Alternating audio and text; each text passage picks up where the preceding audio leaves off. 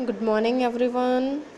So, I hope now you have practiced the dimensional formulae because this is the most important and first step of dimensional analysis. If you have done this, then you will be able to do the next type of numericals and questions. Okay.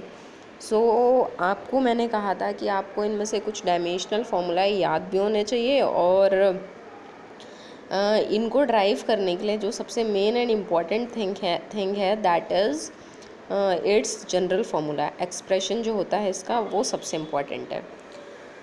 तो सबसे पहले तो जब आपने drive किया था तो एक बार मैं इसको रिकॉल कर दे रही हूँ। तीन जो फंडामेंटल क्वांटिटीज़ हैं, हमेशा कोई भी डायमेंशनल फार्मूला जो है उन्हीं के टर्म्स में ड्राइव होता है। वो जो फंडामेंटल क्वांटिटीज़ हैं those are mass, length and time.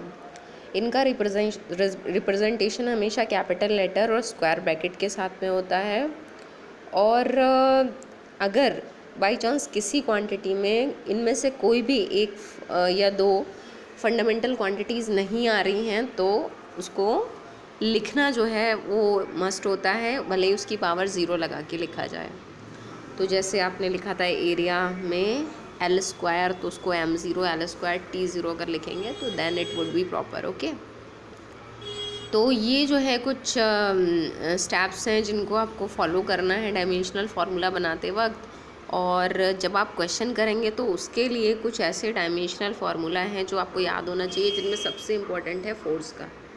तो अगर आपको फोर्स का डायमेंशनल फार्मूला पता है तो वो बहुत सारी क्वांटिटीज़ में यूज़ होता है और उनकी हेल्प से आप अदर डायमेंशनल फार्मूला भी ड्राइव कर सकते हैं। और अगर डायमेंशनल फार्मूला गिवन है तो क्वांटिटी का जो नेम है वो भी फाइंड आउट कर सकते हैं।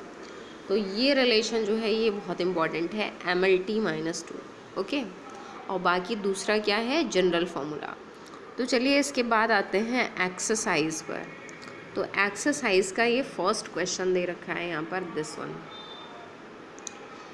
क्वेश्चन में लिखा है name the physical quantities whose dimensional formulae are as follows. तो यहाँ 5 जो हैं वो डायमेंशनल फार्मूले दे रखे हैं और आपको क्वांटिटी का नेम बताना है। ओके, तो यहाँ पर उसका अपोजिट है जो पीछे आप करके आए हैं, यानी कि क्वांटिटी का नाम दिया है और फॉर्मूला बनाना है। I think that is somewhere easy, क्योंकि जनरल फार्मूला पता है और उसमें जो है वो फंडामेंटल क्वांटिटीज़ में कन्वर्ट करके ड्राइव कर दिया। लेकिन अगर फार्मूला गिवन है और क्वांटिटी का क्या नाम है तो थोड़ा सा टफ तो है, क्योंकि कैसे फाइंड आउट करेंगे। तो here I am telling you the method to solve this. तो सबसे पहला दे रखा है ML2T-2। ये एक डायमेंशनल फार्मूला है और ये किस क्वांटिटी का है। अब ऐसे याद रखना तो बहुत मुश्किल होगा कि आप ये सोचें कि पूरी टेबल लर्न कर लें और जिसका भी आए बता सकें, तो इट इज़ नॉट पॉसिबल। आपको बस एक फोर्स का याद करना है। ठीक है, अब देखिए फोर्स की हेल्प से ही हम इसको चेंज करते हैं। तो फोर्स का फॉर्मूला क्या होता है, MLT-2। तो हम इसमें से फोर्स वाला पार्ट अलग कर लें तो पता चल जाएगा कि फोर्स के साथ में किसका मल्टीप्लिकेशन हो रहा है ना। तो MLT-2 को अगर इससे सेपरेट कर लिया तो इसके साथ में बचा गया, तो m तो यहाँ से हट जाएगा, l की पावर 2 है तो एक l बचेगा। ओके, और T-2 भी इसके साथ में आ गया। तो कुछ हद तक ये समझ में आ रहा है किसका डायमेंशनल फार्मूला, किसका जनरल फार्मूला है। तो देखिए MLT-2 का मतलब तो फोर्स है और बचा L।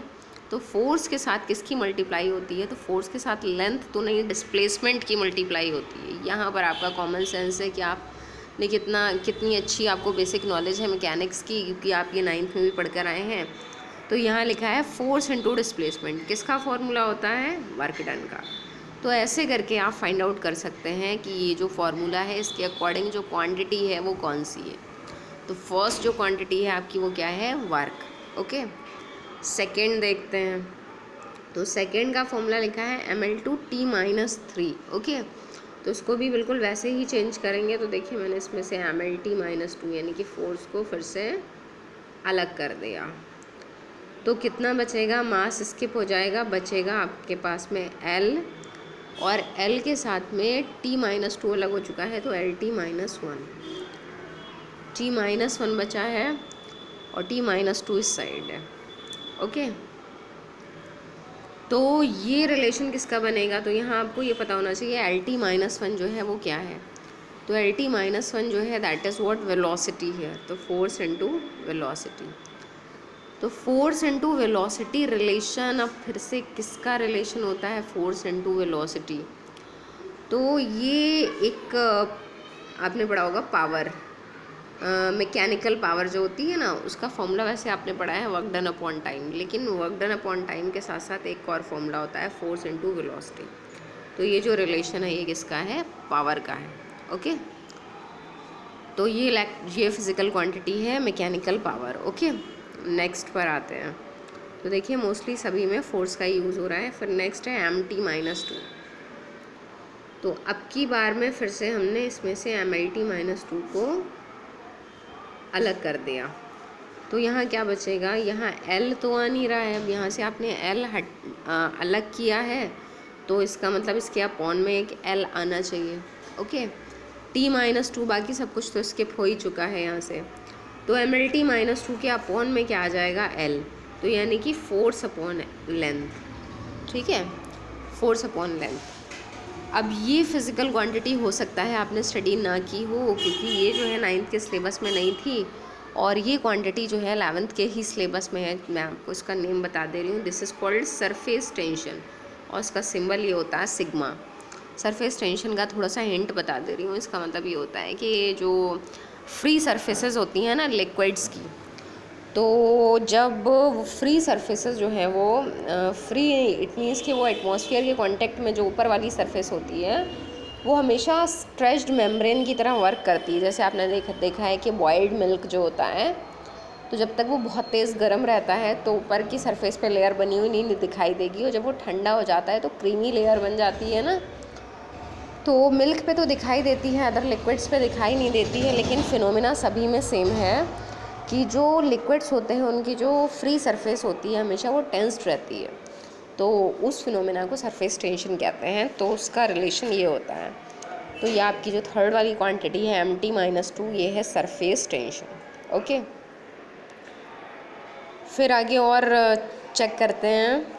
तो यहाँ पर जाके लिखा है M L minus one T minus one. Okay, तो इसमें से भी वही किया है कि M L T minus two को यहाँ से सेपरेट कर लिया, तो m स्किप हो जाएगा, और l, अब देखिए यहाँ पर लिखा है l की पावर माइनस वन। अब यहाँ से अगर आपने l को अलग किया है तो इसका मतलब अपॉन में l स्क्वायर आना चाहिए, है ना, क्योंकि जब ये न्यूमरेटर में आएगा तो इसमें l स्क्वायर आएगा, क्योंकि l से l कैंसिल हो जाएगा। अगर हम इसको सिंप्लीफाई करें तो न्यूमरेटर में माइनस वन पावर बचेगी l की। टी भी लिखा है माइनस वन, और आपने टी माइनस टू को अलग किया है। तो टी माइनस वन अगर ले लिया है आपने, टी माइनस टू ले लिया है, और यहाँ पर था टी माइनस वन, तो इसके लिए आपको क्या करना पड़ेगा, अपॉन में एक टी और लगाना पड़ेगा। तो इतना चेंज हुआ। अब देखिए ये तो बना फोर्स। अब फोर्स के साथ में ये अपॉन में कौन सी क्वांटिटी आ रही है, तो अगर L square T, L T minus one हो तो वेलोसिटी होगा, एल टी माइनस टू होता तो एक्सेलरेशन होता, लेकिन ये बिल्कुल डिफरेंट क्वांटिटी आ गई है। तो ये जो क्वांटिटी है इसको थोड़ा सा चेंज कर लेते हैं, देखते हैं अगर इसको चेंज करते हैं जो नोन है उन्हीं में कन्वर्ट कर सकते हैं हम। तो एल स्क्वायर टी आया हमारे पास, तो एल स्क्वायर टी को अगर हम एल टी माइनस वन में कन्वर्ट करना चाहें तो ये एल हमने सेपरेट कर दिया और बाकी एल टी सेपरेट कर दिया, लेकिन अभी भी इसमें क्या हुआ, माइनस वन नहीं आ रहा है। तो यहाँ पर माइनस वन को इंट्रोड्यूस कराने के लिए क्या करेंगे, तो इसके लिए हमें करना ये होगा कि टी माइनस वन हमें बनाना है। तो उसके लिए क्या करते हैं कि इसके अपॉन में अगर हम यहाँ पर एक टी लाते हैं,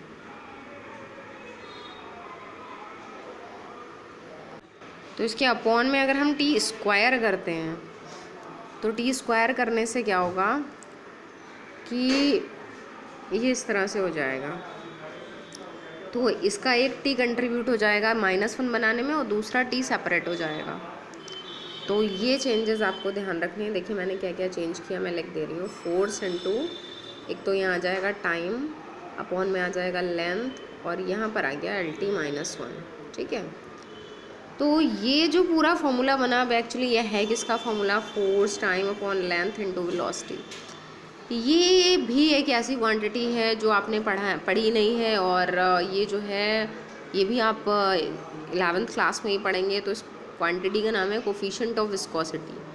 तो इसका जो सिंबल होता है दैट इज़ ईटा, इसको डायरेक्ट लिख दीजिएगा, it's name is coefficient of viscosity, और इस फॉर्म में लिख देंगे, ठीक है। नेक्स्ट इसके बाद आते हैं फिर इस रिलेशन पे, इसमें लिखा है ml-1 T-2। चलिए इसको भी देख लेते हैं। इसको भी ml-T-2 में कन्वर्ट किया तो यहाँ से क्या बचा, इसमें m रिमूव हो जाएगा, T-2 रिमूव हो जाएगा, अब बचता है L-1। तो L को -1 बनाने के लिए क्या करना पड़ेगा, तो अपॉन में आप लिख सकते हैं इसके वही L², क्योंकि अगर इसके अपॉन में आप L² लिखेंगे तो ये कैंसिल हो जाएगा और -1 आ जाएगा। तो इसका मतलब ये क्या हो जाता है आपका फोर्स, और अपॉन में L² आ रहा है, तो फोर्स पर यूनिट एरिया, ठीक है। तो यहाँ पर आप लिख सकते हैं फोर्स। तो आपको पता है कि फोर्स अपॉन एरिया जो है दैट इज़ विच क्वांटिटी, तो फोर्स अपॉन एरिया जो है वो हमेशा होता है प्रेशर। तो ऐसे करके अब आपने देखा मोस्टली सभी में किसका यूज़ हुआ, फोर्स का। तो अगर आपको फोर्स का फॉर्मूला पता है तो बहुत इजीली जो है आप क्या फाइंड आउट कर सकते हैं कि कौन सी ये क्वांटिटी है, ओके। तो एक पार्ट आपका ये था। दूसरा ये यहाँ पर आता है deduce the dimensional formula for the following physical quantities. तो ये वाला जो फार्मूला है, अब ये वाला जो क्वेश्चन है इसमें आपको क्या करना है, ये इसमें वही पुराना मेथड है कि क्वांटिटी का नाम दे रखा है और आपको उसका डायमेंशनल फार्मूला ड्राइव करना है, ठीक है।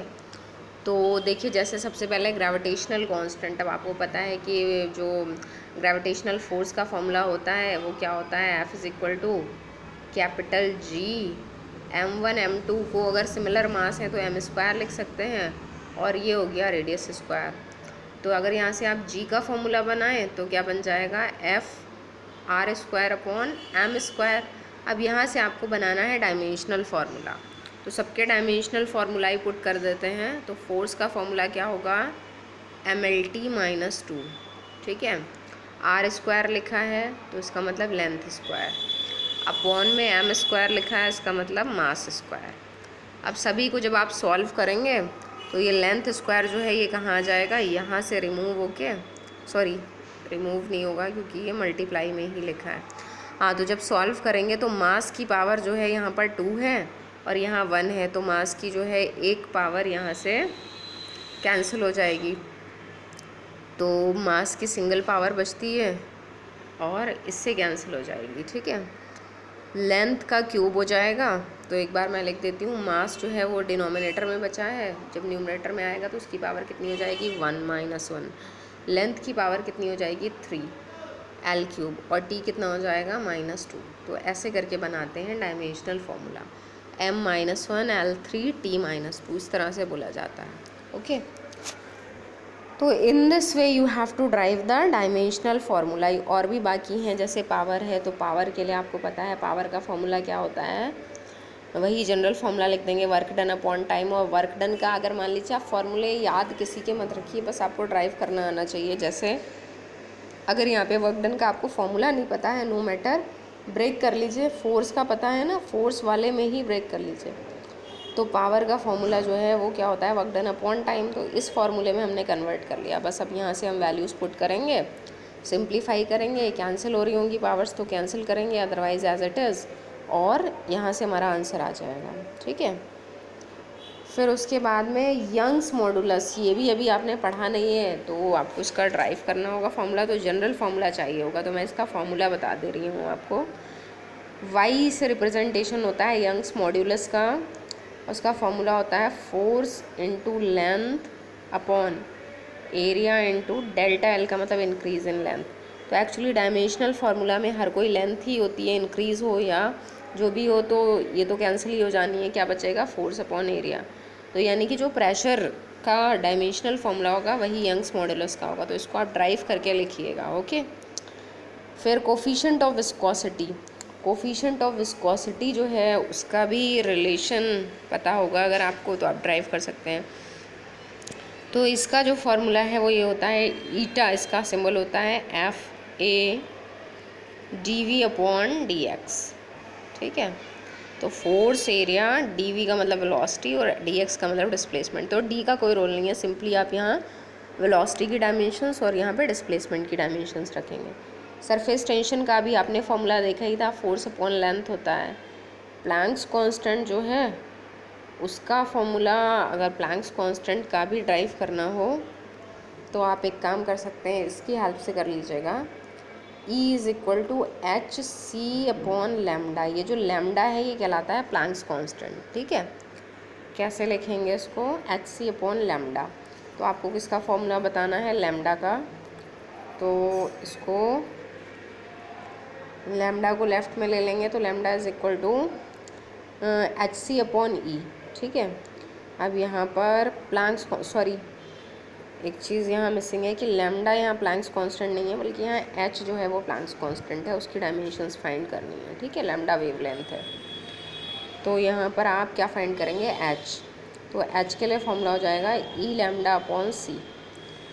ई क्या है यहाँ पर, एनर्जी, एनर्जी यानी कि वर्क का फॉर्मूला पुट करना है। लेमडा वेवलेंथ कहलाती है, और वेवलेंथ मतलब कोई भी लेंथ हो तो उसके लिए सिंपली एल लिखना है। सी क्या है, स्पीड ऑफ लाइट।